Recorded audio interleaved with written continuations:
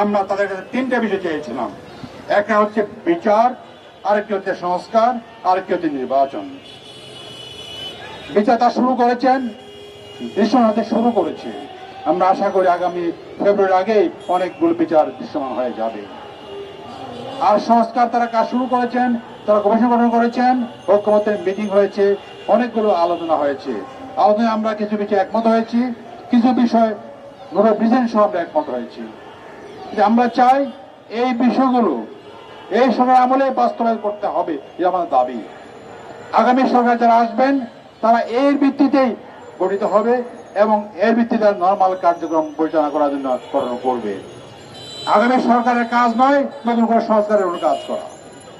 আমরা চাই দেশকে পরিচালনা করার জন্য এই সরকার ঘোষিত নির্ধারিত জুলাই সনদ 2025-এর আইনি ভিত্তি প্রদান করতে হবে।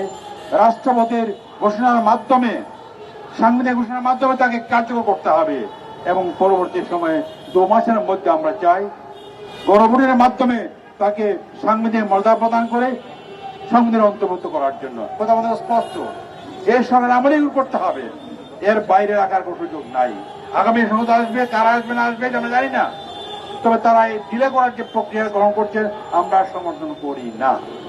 আমরা চাই, জনগণ চাই, আপনারা দেখেছেন বেশ জরিপ কিছু হয়েছে, এর মধ্যে জনগণ চাচ্ছে, প্রায় 90% জনগণ চাচ্ছে এই সরকারের আমলেই এই জুলাই সনদ বাস্তবায়ন করা শুরু হোক।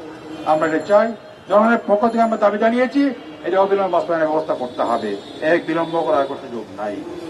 দ্বিতীয় হচ্ছে নির্বাচনের যে প্রশ্ন আসছে, নির্বাচন আমরা চাই 2025-26-এর ফেব্রুয়ারির মধ্যে হতে হবে।